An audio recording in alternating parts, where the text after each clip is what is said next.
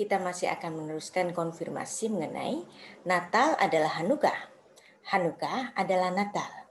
Yesus Sang Terang Dunia lahir pada hari raya Hanukkah, yaitu pada tanggal 25 Kislev tahun 3757 yang equal dengan kalender Romawi 25 Desember tahun 5 sebelum Masehi. Kekristenan dan Yahudi, keduanya selalu terhubung. Walaupun keduanya berusaha untuk mengabaikan semua itu. Apa yang saya ajarkan ini bukannya tanpa kritik. Tentu saja ada kritik, terutama dari orang-orang yang menolak bahwa 25 Desember adalah kelahiran Yesus. Apalagi Natal itu dikaitkan dengan Hanukkah. Mana buktinya? Ngawur itu, kata mereka. Seperti yang selalu saya tekankan di kelas saya, mengambil dari pepatah Rusia, Doveryae no poveryae. Trust but verify. Jadi Anda sendiri pun perlu mengkonfirmasi apa yang diajarkan di kelas ini. Walaupun Anda tidak memiliki banyak literatur, Anda tidak perlu khawatir. Internet banyak memberikan literasi-literasi kuno yang dulu susah untuk dicapai. Sekarang dengan adanya internet, literasi-literasi kuno dapat diakses. Bersama-sama di kelas ini pula kita bersama-sama belajar tentang keyakinan teologis yang sudah kita pegang, dikonfirmasi dengan keyakinan historis. Ada banyak bukti-bukti naskah, ada banyak catatan-catatan sejarah dari bapak-bapak gereja yang mengkonfirmasi tentang apa yang kita pelajari di sini. Tanggal Hanukkah adalah 25 bulan Kislev. Bulan Kislev adalah bulan yang ke-9 dari kalender Yahudi. Orang-orang Yahudi yang percaya Kristus, mereka merayakan Hanukkah sekaligus Christmas. Maka kadang-kadang momen bulan Desember mereka sebut dengan Krismuka. Sekarang kita mulai menggali mengenai tanggal 25 Kislev, yaitu hari kelahiran Kristus. Dokumen yang pertama kali menuliskan 25 bulan 9 atau 25 Kislev adalah Koptik Apostolorum Didaskalia tahun 189 Masehi. Ini bukunya. Buku ini ditulis dalam bahasa dan tulisan Koptik. Karena tulisan dan bahasa Koptik tentu kita susah untuk membacanya, tapi puji Tuhan kita dapat membaca isi dari Koptik Apostolorum Didaskalia ini dalam bahasa Arabnya yang diterjemahkan oleh Pak Bambang Nursena dalam buku ini bab 11-12. Buku ini menuliskan mengenai dokumen gereja awal mengenai penetapan Natal. Sumber Gereja Timur mencatat Natal sudah dirayakan di Kaisarea oleh Bapak Gereja Theophilus, Uskup Kaisarea di Palestina, dan perayaan itu dirayakan kira-kira pada tahun 160 Masehi. Selanjutnya untuk pertama kali Natal ditetapkan di Alexandria pada tahun 189 Masehi oleh Baba Demitri atau Paus Demetrius, Patriark Alexandria dan penerus tahta suci dari Kerasulan Markus, yaitu Gereja Ortodok Koptik. Pada pasal ke-18, saya bacakan dalam terjemahan bahasa Indonesianya. Wahai saudara-saudaraku, tetapkanlah dalam hari-hari perayaan kelahiran junjungan kita, tepatnya pada tanggal 25 bulan ke-9 Ibrani, atau tanggal 29 bulan keempat Mesir. Jadi jelas di sini bahwa Koptik Didaskalia tahun 189 Masehi merupakan dokumen gereja yang paling awal untuk penetapan Natal. Tapi walaupun begitu masih ada polemik. Mereka mengambil dari catatan Clement dari Alexandria yang memberikan asumsi hitungan tanggal kelahiran Yesus pada tanggal 25 bulan Pasion. Dalam catatan Clement tahun 185 Masehi. Jadi catatan ini ditulis sebelum dikeluarkannya Koptik Didaskalia tahun 189 Masehi. Mengapa ada perbedaan tanggal di sini? Usut punya usut, ternyata waktu itu kalender Romawi masih belum secara seragam dipergunakan di semua daerah-daerah jajahan dari Kekaisaran Romawi.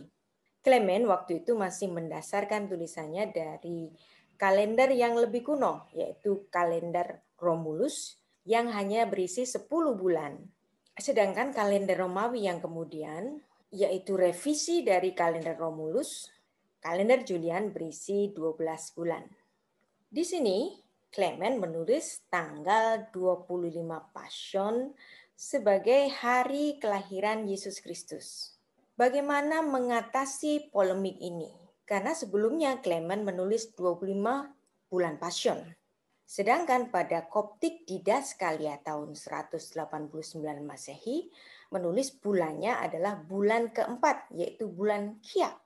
Tulisan Clement dalam bahasa Indonesia, dan ada orang-orang yang menentukan tidak hanya tahun kelahiran Tuhan kita, tetapi juga tanggalnya.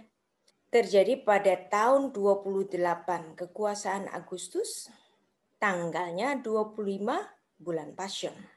Ada permasalahan dalam tulisan Clement ini, mendasarkan tulisannya yang menggunakan kalender Koptik yang diharmonisasi dengan kalender Romawi, yaitu kalender Romulus yang lebih kuno. Seperti ini yang hanya berisi 10 bulan. Perhitungan dengan kalender Romulus tersebut membuat ketidakcocokan perhitungan yang digunakan kemudian, yaitu kalender Julian dengan sistem 12 bulan.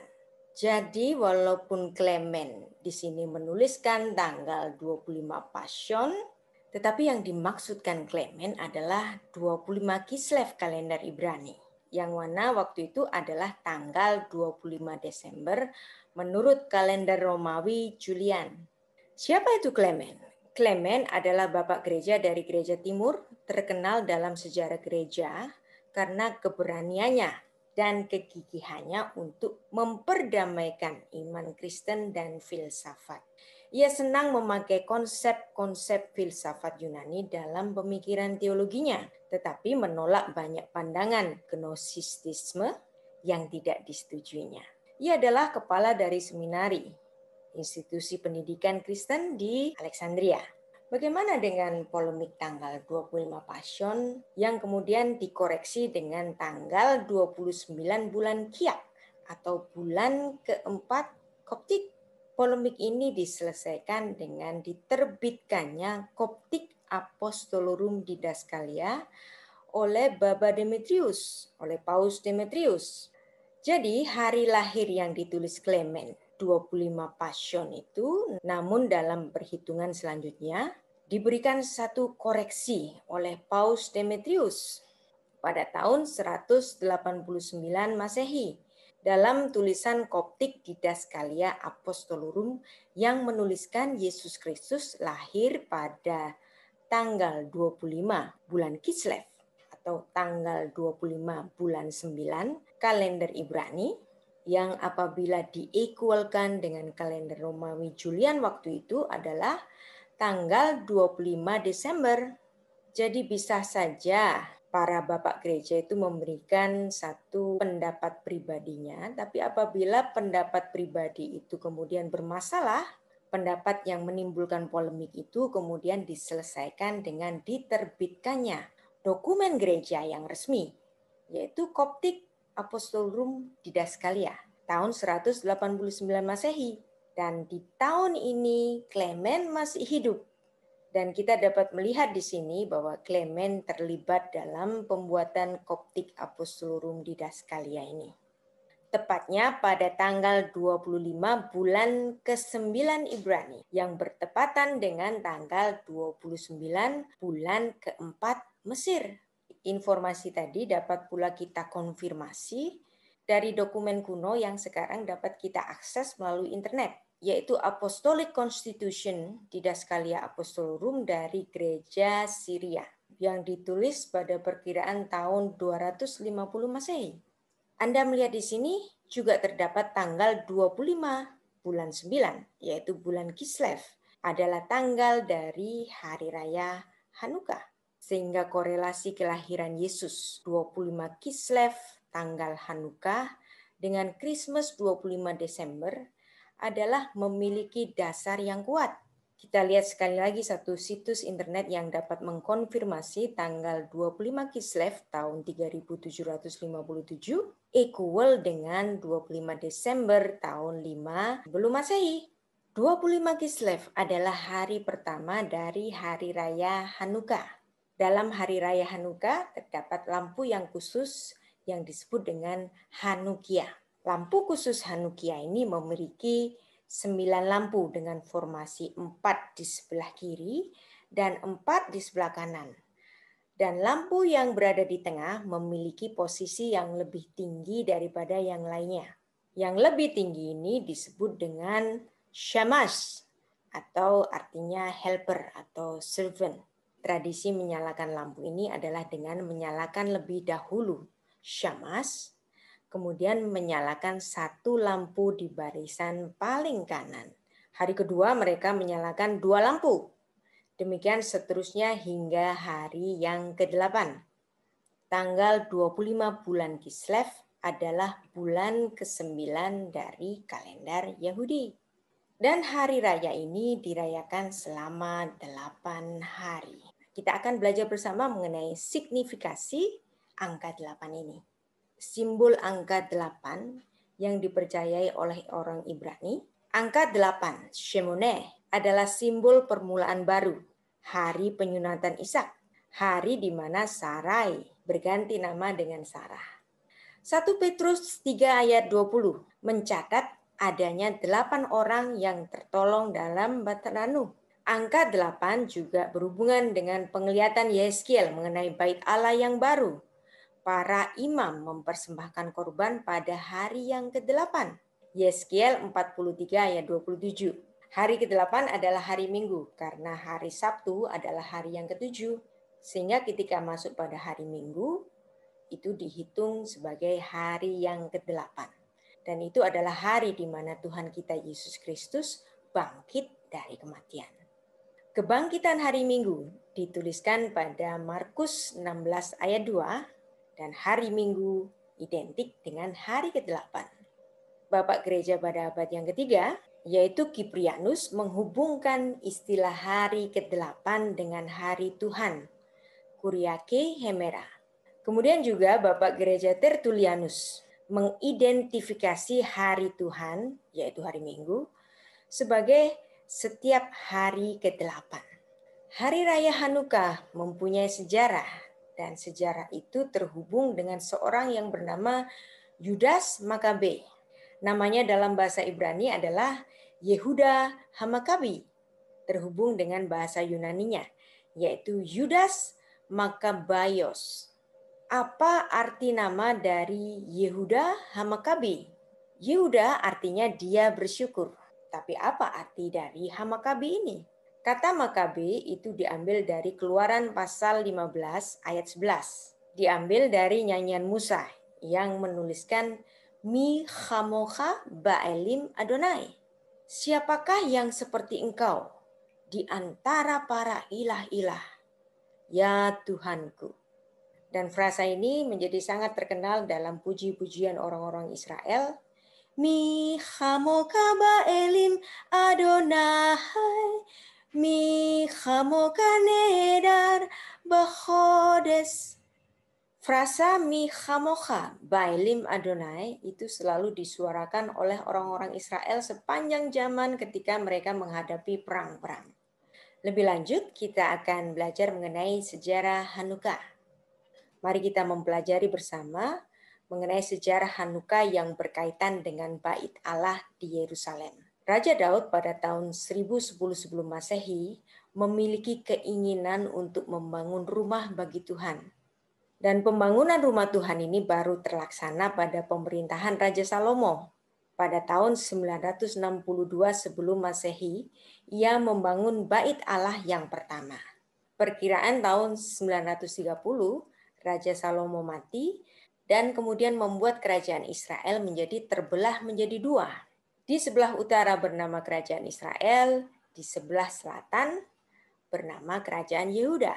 Karena ketidaksetiaan orang-orang Israel di utara yang berisi 10 suku, maka Tuhan membiarkan 10 suku itu hilang begitu saja. dan masih tersisa kerajaan Yehuda. Tetapi karena Yehuda pun tidak setia kepada Tuhan, maka terjadi hukuman Tuhan pada tahun 586 sebelum Masehi dalam kekuasaan Nebukadnezar dari Babel. Terjadi pembuangan orang-orang eks kerajaan Yehuda ini ke Babel. Pada tahun 539 sebelum Masehi, Persia menguasai Babel. Raja Kores yang agung mengeluarkan dekrit agar orang-orang Yahudi ini diperbolehkan kembali ke Tanah Suci. Pada tahun 520 sampai 515 sebelum Masehi, merupakan periode di mana orang-orang Yahudi dikembalikan ke Tanah Suci.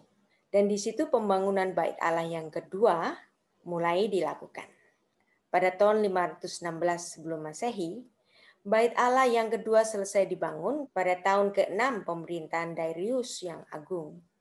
Jadi kita melihat di sini, sekembali orang-orang Yahudi itu dari pembuangan di Babel, mereka tidak kembali ke Tanah Suci sebagai orang merdeka. Mereka masih dijajah oleh bangsa asing. Datang pula kekuatan asing pada tahun 332 sebelum Masehi, di mana Yerusalem ditaklukkan oleh Alexander yang agung. Dan di sini Tanah Suci masuk ke periode Helenistik dan berdiri pula sebuah kerajaan yang dipimpin oleh dinasti Seleukus. Pada pemerintahan Raja Antiochus Epiphanes terdapat penajisan Bait Allah, yang dimana Bait Allah itu digunakan untuk menyembah dewa-dewa asing, dan bahkan bangsa kafir ini mempersembahkan babi di Bait Allah. Maka terjadilah pemberontakan yang dipimpin oleh orang-orang Makabe pada tahun 167 sampai 164 sebelum Masehi. Pemberontakan ini dipimpin oleh seorang yang bernama Yehuda HaMakabe. Sejarah tentang Yehuda HaMakabe yang tentunya berhubungan dengan sejarah terjadinya Hari Raya Hanukkah tidak ditulis dalam kitab Perjanjian Lama, tetapi hanya ditulis dalam kitab Deuterokanonika, yaitu pada kitab 2 Makabe pasal 10 ayat 5 sampai 7. Maka terjadilah bahwa tepat pada hari yang sama seperti pada waktu Bait Allah telah dicemarkan oleh kaum asing, pentahiran Bait Allah yaitu Hanukkah dapat dilaksanakan, yaitu pada tanggal 25 bulan yang sama, yakni bulan Kislev. Ke-8 hari itu mereka rayakan dengan sukacita seperti hari raya Pondok Daun dirayakan. Mereka pun ingat juga bagaimana sejurus sebelumnya bertepatan dengan hari raya Pondok Daun, mereka diam di pegunungan dalam gua-gua seperti binatang-binatang liar. Jadi Anda melihat di sini, kitab tanah, yaitu kitab Perjanjian Lama, tidak mencatat kejadian tentang Hanukkah ini. Tetapi hari raya ini tetap dirayakan oleh orang Israel. Anda bisa melihat di sini bahwa orang Israel pun merayakan suatu hari raya yang tidak ditulis dalam kitab suci tanah.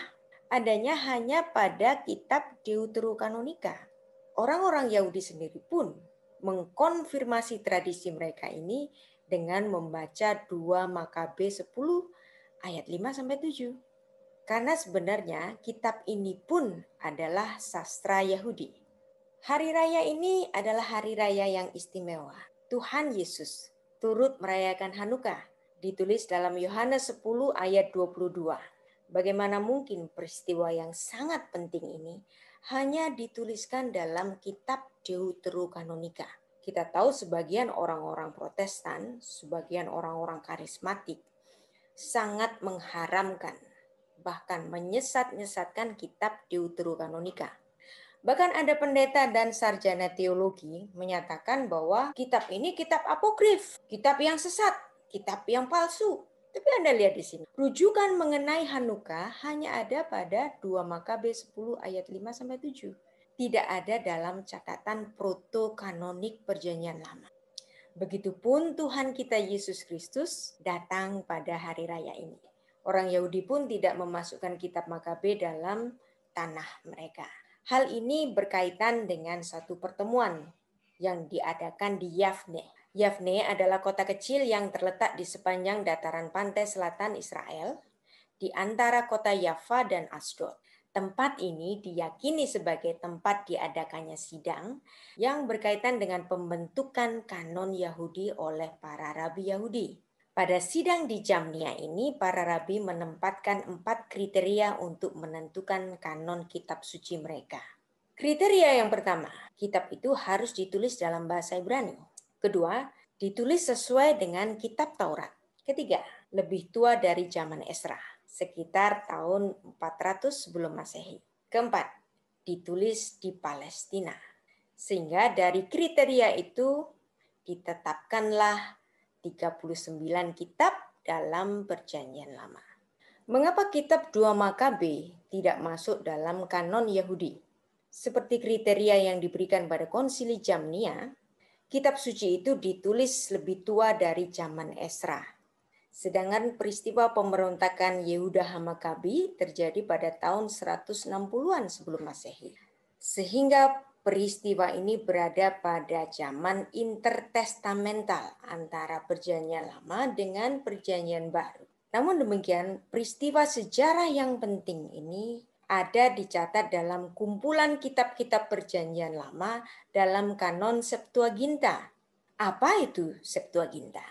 Septuaginta adalah terjemahan Tanakh Ibrani yang diterjemahkan 3 abad sebelum Yesus Kristus. Sejarahnya demikian. Raja Ptolemeus yang memerintah antara tahun 283 sampai 246 sebelum Masehi, ia mengumpulkan 72 orang bijak Yahudi dan menampung mereka dalam 72 rumah. Dan Raja Ptolemeus ini memerintahkan kepada mereka, tuliskanlah untukku Taurat Musa, guru kalian, dan lainnya pada satu terjemahan. Maka rabi-rabi Yahudi ini secara mandiri membuat terjemahan bahasa Yunani dari pembacaan literat teks di 13 tempat untuk menghindari kesalahpahaman yang akan dihasilkan oleh terjemahan. Supaya jangan ada kesalahan interpretasi dari konsep dan pengajarannya. Septuaginta dalam bahasa Ibrani disebut dengan Targum Hashivim, artinya the translation of the 70. Kitab 2 Makabe terdapat dalam kumpulan kitab Septuaginta. Kitab-kitab yang berwarna biru ini adalah kitab-kitab yang terdapat dalam Tanakh Ibrani. Dan kitab-kitab yang berwarna merah ini adalah kitab-kitab yang masuk dalam Deuterokanonika. Demikian pula yang warna hijau ini. Jadi Anda melihat di sini bahwa Septuaginta 3 abad sebelum Masehi itu sudah terdapat kitab-kitab Deuterokanonika. Ada banyak orang Protestan menganggap bahwa kitab Deuterokanonika adalah kitab tambah-tambahan yang ditambahkan oleh bapak-bapak gereja.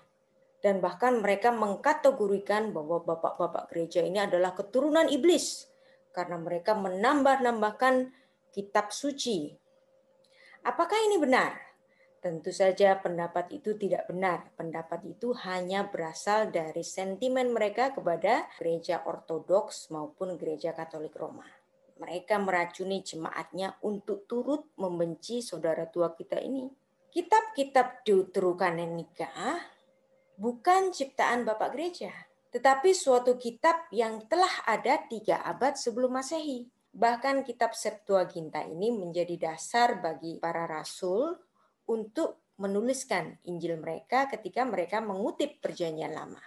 Karena catatan-catatan sejarah para rasul dituliskan dalam bahasa Yunani. Sehingga apabila mereka mengutip Perjanjian Lama, mereka membaca Septuaginta ini. Ada juga pendapat yang menyatakan bahwa Tuhan Yesus tidak pernah mengutip Deuterokanonika. Sebenarnya Tuhan Yesus juga mengutip apa yang dituliskan dalam kitab Deuterokanonika. Tentu ini dibahas dalam pembahasan tersendiri, bukan di sini.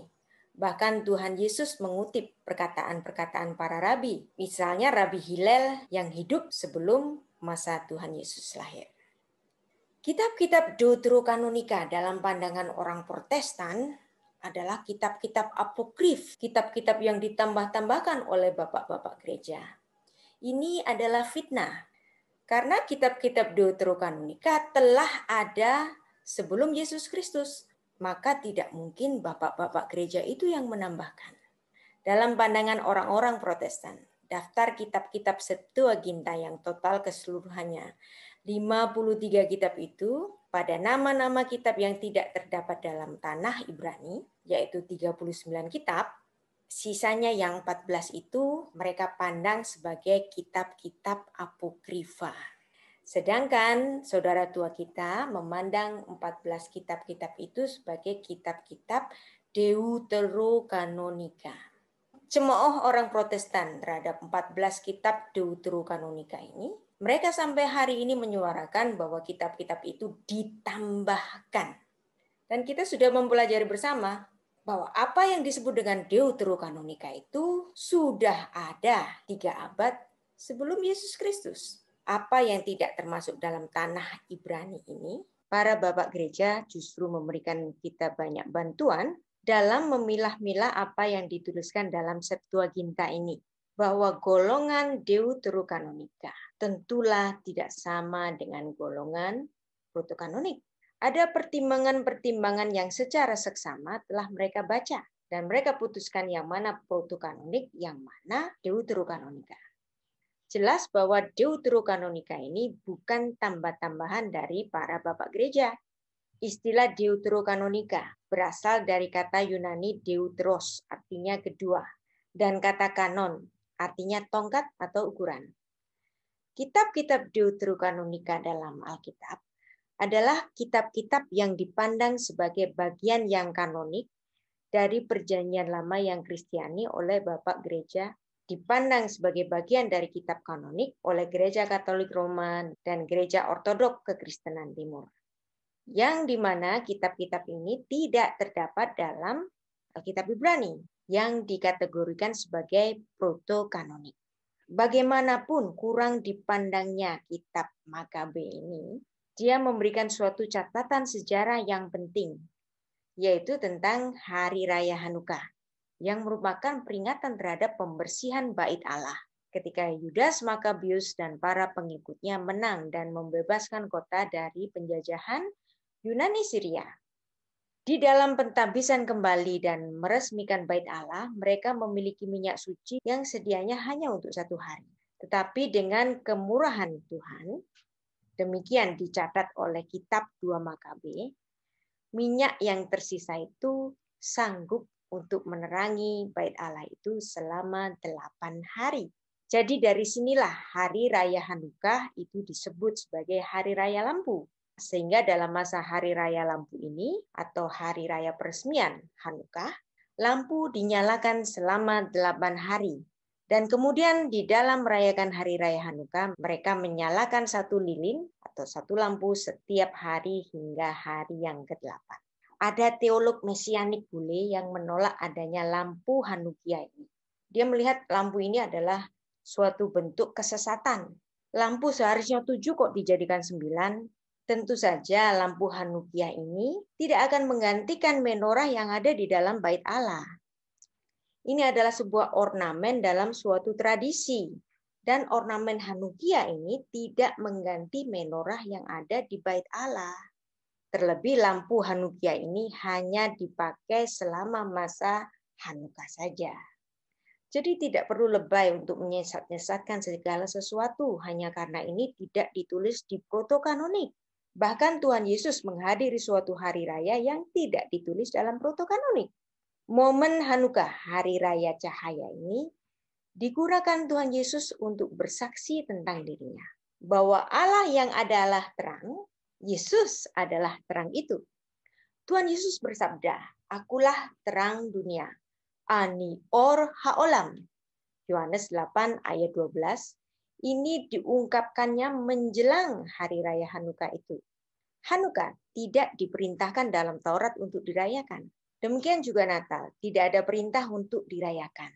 Namun demikian, kedua hari raya ini dirayakan. Mengapa dirayakan? Walau banyak pihak yang mengecam perayaan Natal itu. Baik dari kalangan Kristen sendiri, juga kritik dari agama-agama lain.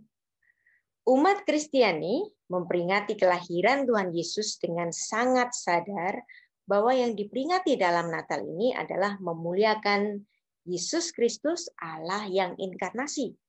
Dan ini menjadi bagian budaya yang selalu berinteraksi dengan kehidupan manusia. Dalam Alkitab juga tidak ada perintah untuk merayakan pernikahan dengan pesta. Tetapi Tuhan Yesus datang pada pesta pernikahan. Yohanes 2 ayat 1-11. Jadi walau dalam Alkitab tidak ada perintah untuk merayakan Hanukkah, tidak ada merayakan Natal, tetapi kedua hari raya ini kita jadikan sebagai peringatan akan Allah yang penuh dengan belas kasihan, Allah yang inkarnasi, untuk memberikan kehidupan yang baru pada olam haba, langit baru dan bumi yang baru. Sekarang kita membaca Tuhan Yesus berjalan-jalan di Bait Allah, di Serambi Salomo pada hari raya Hanukkah, yang merupakan hari kelahirannya. Yohanes 10 ayat 22-23. Pada hari raya Hanukkah, 25 Kislev dituliskan demikian dalam Yohanes 10 ayat 22. Tidak lama kemudian tibalah hari raya pentabisan Bait Allah di Yerusalem. Ketika itu musim dingin. Ayat ini dituliskan oleh Rasul Yohanes dalam bahasa Yunani. Tetapi saya akan membacakan dalam naskah Ibrania supaya Anda betul-betul melihat bahwa dalam ayat ini menyebutkan hari raya Hanukkah. Vayehi Hanukkah bi Yerusalem. Anda melihat di sini ada kata Hanukkah. Apa yang dilakukan oleh Tuhan Yesus pada hari raya Hanukkah ini? Dan Yesus berjalan-jalan di Bait Allah di Serambi Salomo. Apa yang dilakukan oleh seorang rabi di Serambi Salomo? Tentulah Tuhan Yesus di sini mengajar para orang-orang Yahudi tentang kebenaran. Jadi Tuhan Yesus mengisi hari ulang tahunnya dengan mengajar tentang kebenaran. Jika Anda datang ke Museum Israel, Anda akan melihat replika Bait Allah yang dibangun oleh Herodes ini. Dan inilah Serambi Salomo, tempat Tuhan Yesus mengajar orang-orang Yahudi di area Bait Allah. Sehingga dengan pengertian ini kita telah sungguh memahami bahwa Natal dan Hanukkah adalah produk dari tradisi dan budaya. Apakah kita harus memerangi tradisi dan budaya? Sepanjang Anda hidup di dunia ini, Anda akan selalu berhubungan dengan budaya. Fasilitas yang kita nikmati saat ini untuk menerima kebenaran firman Tuhan, internet, sharing pengajaran melalui video di YouTube ini. Itu pun produk dari budaya. Alat komunikasi yang tidak pernah lepas dari badan Anda. Smartphone, itu pun produk dari budaya. Bahkan hari ini tidak dapat lepas dari produk budaya. Jadi budaya itu bukan untuk diperangi, tetapi dipakai untuk kemuliaan Tuhan. Sekarang kita kembali pada apa yang ditulis dalam dokumen gereja di Daskalia Apostolorum yang menuliskan bahwa Yesus Kristus lahir pada tanggal 25 bulan 9 atau tanggal 25 bulan Kislev yang pada tahun 3757 itu equal dengan 25 Desember tahun 5 sebelum Masehi. Tetapi masalahnya kita sekarang ini memiliki tanggal Natal yang berbeda. Natal versi Katolik Roma dan turunannya, sebagaimana konversi 25 Kislev dengan 25 Desember.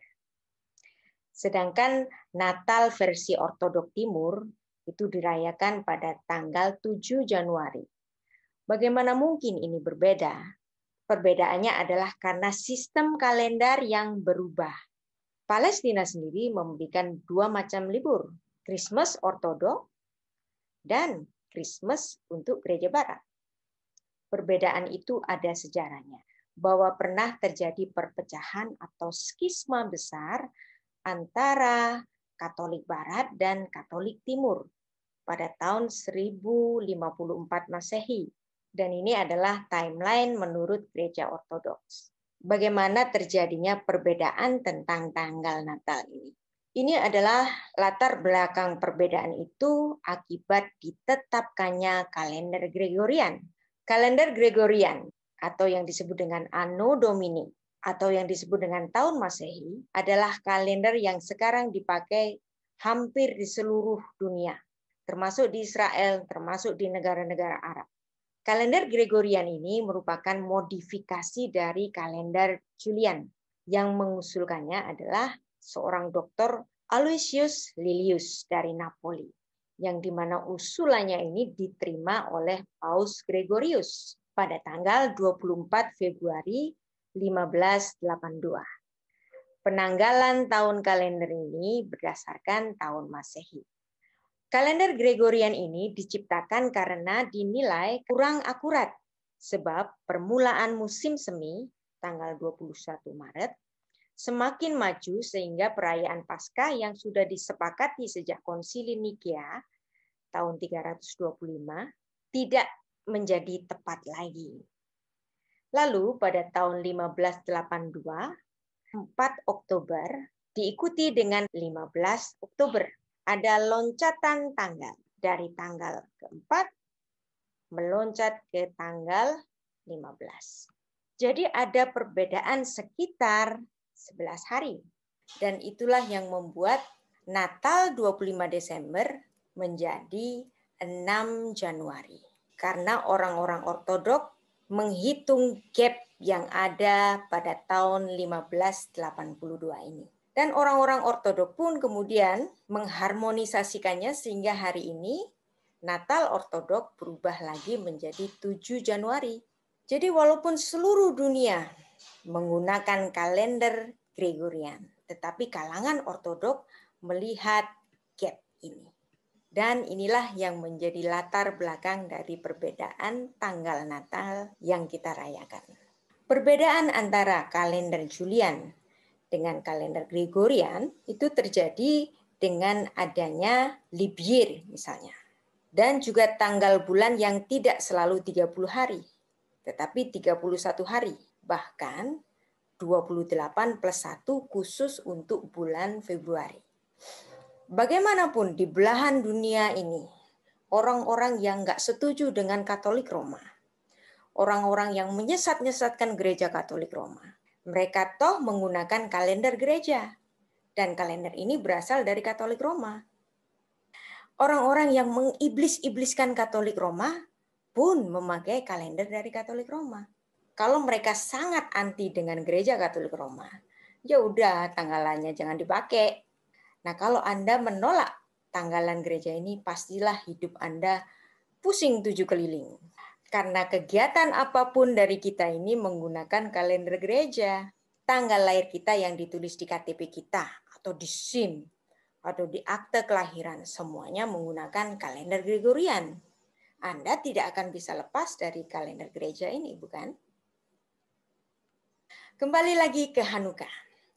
Hanukkah diperingati 8 hari, yaitu tanggal 25 Kislev sampai 2 Tevet. Hanukkah pada tahun 2020 diperingati pada tanggal 10 Desember. Dan nanti pada 2024, Hanukkah hari pertama sama-sama jatuh pada 25 Desember.